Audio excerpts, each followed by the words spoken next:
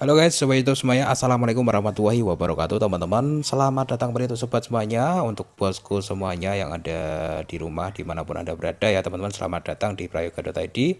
Balik lagi dengan saya Prayoga di sini ya teman-teman. Hari ini saya mau sharing tentang bagaimanakah caranya untuk mengatasi kripto yang nyangkut teman-teman, atau kripto yang sedang floating minus, atau yang sedang merugi seperti itu, atau yang sedang harganya turun dan saldonya minus. Ini juga bisa teman-teman gunakan bagi sobat semuanya yang melakukan investasi saham ya. Jadi konsepnya itu hampir-hampir sama ya, karena keduanya memiliki dasar yang sama. Di sini adalah khusus untuk investasi ya, bukan trading ya teman-teman. Khusus di market spot seperti itu ya. Jadi kemarin itu apa itu namanya? Ada email dari mungkin dari salah satu teman-teman yang sudah nonton video saya di channel prayoga.id ini. Jadi ini saya juga belum nanya namanya, saya lupa malah nanya namanya. Ini emailnya itu namanya Agus ya, Mas Agus. Jadi investasi kripto di bulan Oktober kemarin ya, ceritanya beli Shiba Inu itu sekitar 60.000 dolar atau sekitar 84 juta. Jadi sekarang itu tinggal 1.700.000 dolar ya teman-teman. Jadi harus gimana, tahan atau cut loss? Mungkin bagi teman-teman semuanya ini bukan berarti fokus di Shiba Inu-nya, bukan ya. Mungkin bagi teman-teman yang lain juga ada yang ngalamin hal yang sama, di mana sedang beli kripto tapi malah harganya turun ya, saldonya berkurang atau sedang nyangkut seperti itu. Mari kita coba bahas pada kesempatan kali ini untuk beberapa cara untuk mengatasinya. Jadi di sini ini 60.000, kalau kita kurs dolar itu juga lumayan teman-teman. Kalau 1.700 itu segini 24 juta. Kalau 6.000 ya, sorry 6.000, 14.300. Nah ini 85 juta tinggal 24 juta ya. Untuk seorang pemula pastinya juga pusing gitu ya, karena mungkin ada beberapa persiapan yang belum dilakukan. Dan di sini dia beli karena tergoda one cent dream ya, yang digembor-gemborkan kemarin di bulan November ya.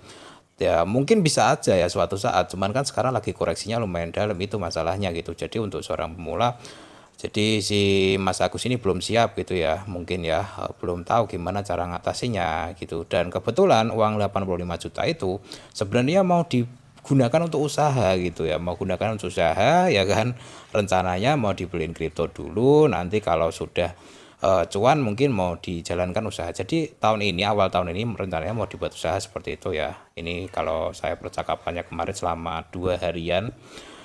Oke, saya akan coba bahas ya. Mungkin teman-teman juga ada yang mengalami masalah yang sama. Kalau kita lihat dari kasusnya ini, atau kita lihat di market, mungkin belinya memang pas lagi tinggi-tingginya ya, Oktober, November itu pas nyampe Rp1 di kelihatan ya. Kita coba cek di sini ya teman-teman. Oke, ini juga berlaku untuk koin lain ya, karena koin lain juga lagi pada koreksi semua. Woi, sinyal, woi, sinyal.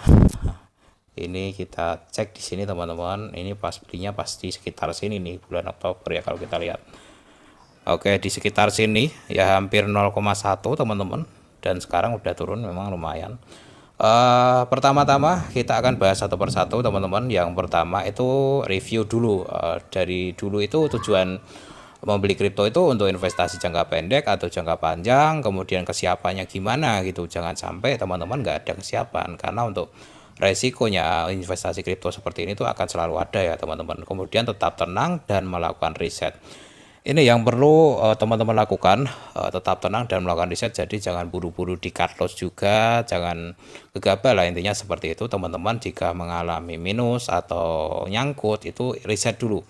Jadi aset kripto yang kalian beli atau teman-teman beli itu, prospek kedepannya itu seperti apa gitu. Pertama, teman-teman bisa lihat di websitenya, projectnya jalan enggak ya, yang selama ini mungkin roadmapnya atau white papernya teman-teman cek tuh di websitenya itu, dalam beberapa waktu ke depan tuh ada project baru enggak gitu. Kalau misalkan koin kripto yang teman-teman beli itu nyangkut dan ternyata project yang lama aja, misalkan target di akhir 2021 aja nggak tercapai, itu kemungkinan buruk kripto itu nggak bisa, sulit sulit banget untuk berkembang teman-teman ya. Kalau project di tanggal yang lewat aja nggak tercapai alias nggak jalan, kemungkinan besar kripto itu macet.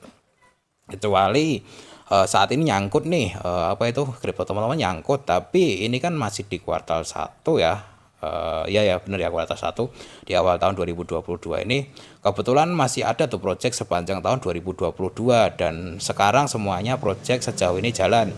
Kalau teman-teman nyangkut itu masih ada kemungkinan untuk naik lagi selama project tersebut jalan, karena ketika project sebuah kripto jalan maka investor kedepannya masih akan percaya. Jadi ketika teman-teman nyangkut rugi, yang harus dilakukan pertama kali ya riset, kemudian di websitenya, projectnya, roadmapnya, kemudian white papernya teman-teman baca. Yang kedua, teman-teman cek di Twitter, di komunitas itu developernya masih aktif nggak ngasih info ke teman-teman semuanya. Kalau misalkan teman-teman nyangkut dan kriptonya ternyata udah vakum dalam beberapa bulan, bahkan di si developernya ini nggak update, itu mendingan di cut loss ya. Itu menurut saya. Kalau mungkin developernya ataupun adminnya itu sudah nggak ada update berita sama sekali, itu mendingan di cut loss. Kecuali ya masih ada update dan masih dia ngasih informasi terus kayak gitu, bahwa akan ada project A, B, C, dan project yang sudah pernah dia sebutkan itu benar-benar terjadi, itu menurut saya mendingan ditahan aja meskipun lagi sangkut ya, karena masih ada harapan seperti itu teman-teman. Yang selanjutnya, ketika teman-teman sudah melakukan riset dan hasilnya mungkin masih teman-teman hold ya, ada pilihan yakni averaging down ya, averaging down atau averaging buy. Ketika membeli sebuah aset kripto itu seharusnya teman-teman itu nggak all in ya, kayak Mas siapa tadi yang email saya itu punya 84 juta, itu harusnya nggak all in langsung dibeliin gitu, jadi ruginya biar nggak terlalu banyak. Caranya kalau punya uang misalkan 10 juta, dibeliin dulu 2 juta, nanti kalau misalkan jaga-jaga ya buat ketika kripto itu turun seperti itu, teman-teman tuh bisa beli agak di bawahnya lagi kayak gitu. Jadi harus dapat harga yang lebih murah. Yang lebih murah lagi ketika naik setengahnya aja itu sudah mengcover semua saldo teman-teman balik modal. Itu caranya ya teman-teman, averaging buy. Tapi ini resikonya juga gede.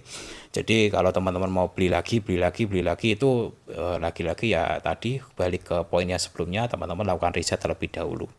Jadi salah satu solusinya teman-teman bisa melakukan averaging down atau averaging buy ya, seperti itu ya. Jadi membeli kembali pada saat kripto nyangkut. Itu buat teman-teman yang mungkin sudah punya strategi sebelumnya ya. Ini yang saya lakukan ya seperti itu ya teman-teman. Jadi punya modal sedikit, itu saya pecah-pecah ya. Kalau perlu jangan ditaruh di dalam satu kripto ya, itu terlalu berisiko kalau menurut saya sih. Dipecah-pecah, misalkan punya 10 juta ya dipecah-pecah 2 juta, 2 juta, misalkan punya 100 juta ya dipecah-pecah dari 10 juta, 10 juta, 10 juta kayak gitu. Jadi resikonya lebih kecil ya. Kalau all in terus turun kayak gini kan udah nggak punya amunisi lagi gitu. Kemudian hold, wait and see saat kripto nyangkut. Ini adalah solusi lain. Jadi teman-teman bisa averaging buy, bisa juga hold ya, ataupun tahan ya. Ketika teman-teman memang sudah melakukan riset, kemudian kriptonya itu masih ada project dan kemungkinan besar masih komunitasnya masih hidup, kemudian berita-berita bagus itu masih ada ke depannya. Nah, itu teman-teman bisa tahan aja meskipun nyangkut. Apalagi nyangkutnya udah dalam tadi ya, dari $6.000 ke 1.700 itu udah terlalu banyak ya. Kalau di cut loss itu sayang banget sebenarnya. Kalau mungkin projectnya itu jalan, kemungkinan besar naik setengahnya kayak gitu masih bisa ya, minimal ya seperti itu. Syukur-syukur bisa naik ke cover sampai dengan nanti bisa profit ya, seperti itu. Jadi ada pilihan lain selain averaging buy, teman-teman bisa hold kripto tersebut jika memang teman-teman sudah melakukan riset dan ada prospek bagus untuk kripto yang tadinya nyangkut. Nah, solusi yang lainnya adalah cut loss teman-teman ya. Ini yang kelima, cut loss itu sebenarnya sakit ya. Apalagi cut loss-nya itu udah tinggal sedikit, itu sayang banget sebenarnya. Kalau saya pribadi ya, kalau mau cut loss itu ya kalau pas lagi minusnya mungkin 10%, 20% ya. Kalau udah lebih dari 50% mungkin saya ikhlasin aja daripada cut loss ya, karena ruginya udah terlanjur banyak ya. Dan dibuat pelajaran ya ke depannya. Kalau mungkin teman-teman memutuskan cut loss, itu berarti teman-teman akan mendapatkan pelajaran ya. Tetap semangat lah, jangan menyerah lah meskipun rugi ya. Itu buat pembelajaran aja. Misalkan poin pertama teman-teman itu salahnya all in ya, modal segitu dimasukin semuanya. Poin kedua nggak melakukan riset dengan benar. Poin ketiga kesalahannya biasanya adalah FOMO ya, ketika market lagi naik tinggi-tingginya terus kalian kejar beli di atas. Aduh, Market itu selalu ada naik, koreksi, turun, koreksi, naik, kayak gitu.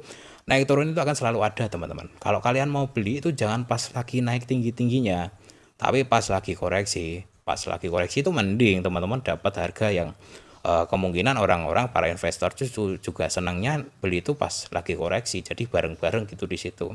Nah, itu aja masih ada kemungkinan untuk turun, apalagi pas lagi tinggi-tingginya teman-teman beli. Itu biasanya paling sering nyangkut itu di situ itu. Orang-orang yang ayo mau beli mumpung lagi pam nih, mumpung berapa ratus persen nih, berapa ini, cepetan beli. Padahal orang-orang yang ngompor-ngomporin itu aja mereka lagi jual loh kadang.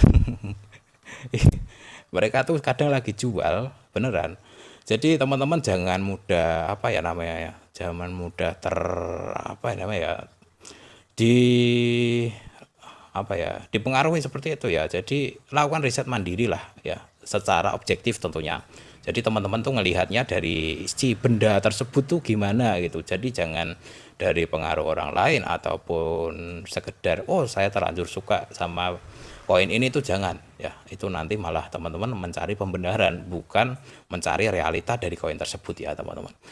Oke, solusi lain ini kalau di dalam dunia saham itu ada switch saham ya teman-teman. Solusi lain itu juga bisa di switch ke kripto yang lain. Teman-teman bisa jual, bisa invest ke kripto yang lain yang mungkin lebih apa ya namanya, lebih berprospek ke depannya seperti itu. Oke, itu beberapa pilihan untuk teman-teman yang mungkin kriptonya lagi nyangkut sama dengan Mas siapa tadi, saya tuh lupa nanya namanya ya, apa itu namanya, yang lagi nyangkut lumayan dalam dari 85 juta ke 24 juta. Itu nyangkut 60 juta teman-teman, sayang banget ya. Waduh, harusnya dari awal ya, mungkin teman-teman yang masih pemula kalau punya duit banyak ya jangan dimasukin langsung dalam satu aset kripto, itu sangat beresiko. Kalau punya duit banyak pun itu ya teman-teman silahkan gunakan money management yang bagus ya. Misalkan aja kita buat coret-coretan yuk. Misalkan aja teman-teman punya duit ya 100 juta apa 10 juta aja ya, biar nyangkut semua ya. Misalkan aja teman-teman punya duit 10 juta gitu. Ini duit nganggur ya, misalkan nggak kepake, duit buat makan udah ada, duit bulanan udah ada, dan lain-lain ya teman-teman. Ini bukan duit buat bayar-bayar, bukan ya. Kalau ini mau masih ada keperluan buat bayar-bayar ya jangan 10 juta, buat bayar-bayar dulu sampai dengan bebas. Sebebas-bebasnya baru teman-teman gunakan mungkin 2 juta untuk beli pertama kayak gitu. Nah, kalau jaga-jaga lagi kan teman-teman masih ada tuh 8 juta sisa kan.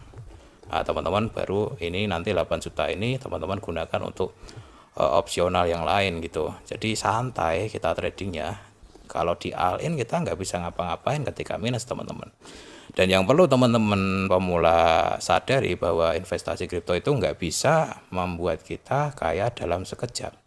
Mungkin ada ya beberapa orang yang kebetulan pas beli langsung naik tinggi, langsung dapat berkali-kali lipat, ada dan banyak. Tapi lebih baik kita milih opsi yang apa ya namanya ya, yang lebih realistis aja lah kalau investasi kripto itu untuk jangka panjang gitu. Jadi ya gunain aja uang yang bebas, yang nggak buru-buru dipakai, itu jadi lebih santai ya teman-teman. Oke, saya kira itu aja solusinya. Saya juga nggak, tadi kan Mas itu nanya harus di hold atau harus di cut loss ya. Itu menurut saya keputusan sendiri sih. Saya nggak bisa mutusin, oh Mas di cut loss aja atau hold aja, nggak ya. Mendingan teman-teman buat yang lagi nyangkut juga itu mendingan lakukan riset, yakin dengan diri sendiri ya kan. Kalau nanti akhirnya keyakinan kalian itu benar, oh saya hold aja, ternyata naik. Jadi nanti teman-teman punya pengalaman gitu. Oh dulu itu saya kejadian seperti ini, ternyata langkah saya seperti ini tuh benar. Oh saya cut loss, malah naik. Oh itu buat pelajaran juga gitu. Oh ya saya pernah cut loss, padahal waktu itu kaunya mau naik, itu buat pelajaran ke depannya ya teman-teman. Oke, seperti itu aja, kita cukupkan sekian dulu. Ini artikel kalau teman-teman mau baca-baca itu ada di prayoga.id, teman-teman bisa baca sendiri aja nanti, sharing santai aja sih ini. Karena kebetulan ada yang nanya gitu ya. Nanti kalau teman-teman mau nanya juga itu sebenarnya di prayoga.id itu apa itu namanya? Sudah ini handphone siapa ya? tadi dipakai siapa, banyak banget historinya. Apa itu namanya, di sini ya teman-teman, di sini itu ada email saya. Eh, Teman-teman bisa email aja kalau mau nanya. Tapi apa itu namanya, pertanyaan yang urgent ya, kalau teman-teman tuh kemarin juga ada yang nanya soal bang ajarin ajarin cara trading lah, kalau kayak gitu ya repot ya, itu kan jawabannya panjang banget, misalkan ada kasus apa gitu. Nah, teman-teman bisa cek di channel history, channel selengkapnya saya itu ada email saya di situ. Oke, sekian dulu teman-teman, dan saya doakan teman-teman semuanya juga sukses ya untuk investasi yang teman-teman lakukan, baik itu di kripto ataupun di saham atau di bidang apapun itu. Kalau teman-teman suka dengan video ini atau butuh informasi-informasi tentang penghasilan uang dari internet, cek playlist aja sesuai dengan topiknya masing-masing. Jangan lupa untuk subscribe. Nyalakan juga ya teman-teman lonceng notifikasinya. Assalamualaikum warahmatullahi wabarakatuh.